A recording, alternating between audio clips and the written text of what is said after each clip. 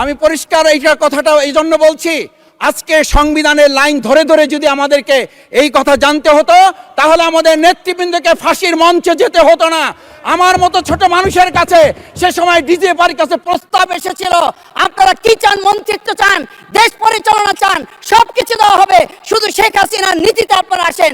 সেই নীতি তো ছিল ৭২-এর সংবিধান, সেই নীতি নিয়ে আজকে কেন এখানে এত কথা বলা হচ্ছে?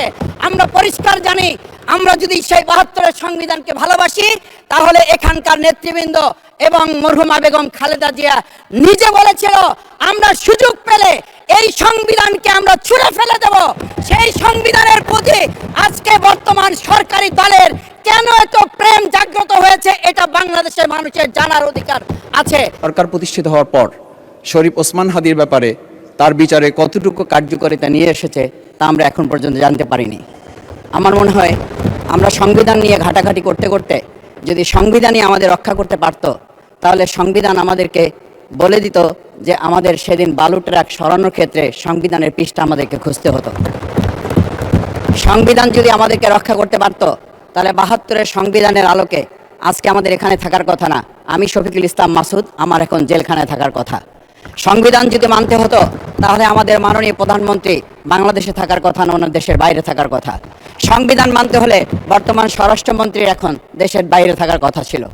সংবিধান মানতে হলে যে বাচ্চাদেরকে আজকে এখানে শিক্ষা দেওয়া হচ্ছে, দীক্ষা দেওয়া হচ্ছে, কিংবা তাদেরকে কোনো কোনো ক্ষেত্রে জাসদের সাথে তুলনা করা হচ্ছে, সেই বাচ্চাদের নিয়েই আমরা এই সরকার দলের লোকদেরকে, সরকার দলের সম্মানিত নেতৃবৃন্দকে আমরা চোখের পানিও ফেলতে দেখেছি।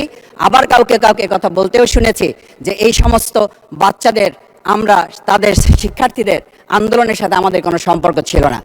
আমরা খুব লজ্জিত হই মাননীয় স্পিকার, আমাদের এই বর্তমান সময়ে আমরা যদি এটা খেয়াল করি যে আমাদের বাংলাদেশের এই বর্তমান প্রেক্ষাপটটা নতুন করে এখন যে গণভোটের যে আজকে ন্যায্যতা অন্যায্যতা, সাংবিধানিক পৃষ্ঠা, লাইন, অক্ষর, দাড়িকমা আমাদেরকে শেখানোর চেষ্টা করা হচ্ছে, যদি সেটা হতো তাহলে বাংলাদেশ জাতীয়তাবাদী দলের সম্মানিত মহাসচিব তিনি কয়েক হাজার পুলিশের বেষ্টনীর মাঝখানে একা একটা মোবাইল নিয়ে তাকে আমরা দাঁড়িয়ে থাকতে দেখেছি, তখন সংবিধান আমাদেরকে রক্ষা করতে পারে নাই। মাননীয় স্পিকার, আমি ৩৫০ মামলা নিয়ে ৭ মাসের ব্যবধানে, আপনিও আমার ২-১টা মামলাতে আপনি আমাকে সহযোগিতা করেছেন, সেটা এই সুযোগে ধন্যবাদ জানাতে চাই। আমার ৩৫০ মামলা জামিন করতে ৭ মাস সময় লেগেছে, আমার বের হতে সময় লেগেছে ৪.৫ বছর।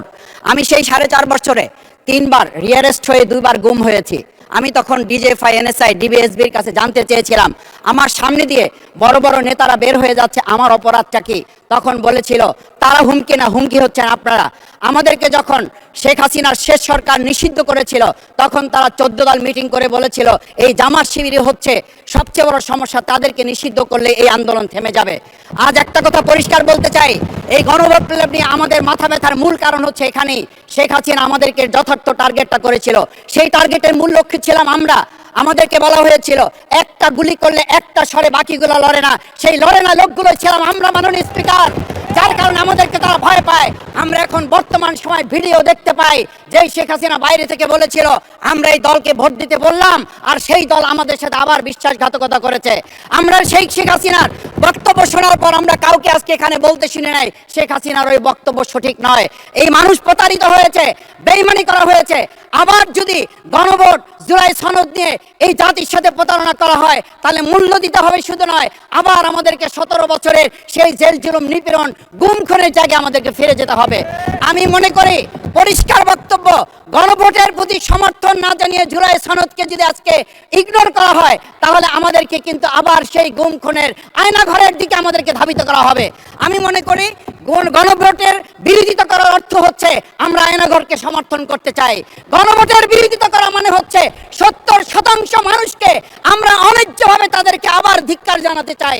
আমি এখানে স্পষ্ট বলতে চাই, আপনারা যেমন 51% সমর্থন নিয়েছেন, 70% প্রায় জনগণ কিন্তু গণবিপ্লবের, গণভোটের পক্ষে তারা রায় দিয়েছে। আপনাদের যে সেই 51%-এর তুলনায় সেই 70% প্রায় গণভোটকে যদি আপনারা ইগনোর করেন তাহলে আমি বলবো আমার বাউফল, আমার পটুয়াখালী শুধু নয় গোটা বাংলাদেশ আবার জেগে উঠে গণভোটকে তারা কার্যকর করবে। ধন্যবাদ, আপনি 1 মিনিট পেয়েছেন। স্পিকার, আমি পরিষ্কার এইটা কথাটা এই জন্য বলছি, আজকে সংবিধানের লাইন ধরে ধরে যদি আমাদেরকে এই কথা জানতে হতো তাহলে আমাদের নেতৃবৃন্দকে ফাঁসির মঞ্চে যেতে হতো না। আমার মতো ছোট মানুষের কাছে সে সময় ডিজিএফআর কাছে প্রস্তাব এসেছিল, আপনারা কি চান? মন্ত্রিত্ব চান, দেশ পরিচালনা চান, সবকিছু দেওয়া হবে, শুধু শেখ হাসিনার নীতিতে আপনারা আসেন। সেই নীতি তো ছিল ৭২-এর সংবিধান, সেই নীতি নিয়ে আজকে কেন এখানে এত কথা বলা হচ্ছে?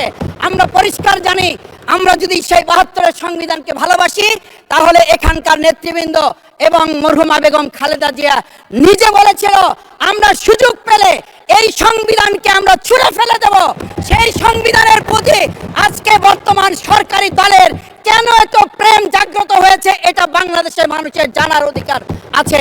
আমি আমার প্রিয় বাউফলের মানুষের প্রতি ভালোবাসা শ্রদ্ধা জানাই।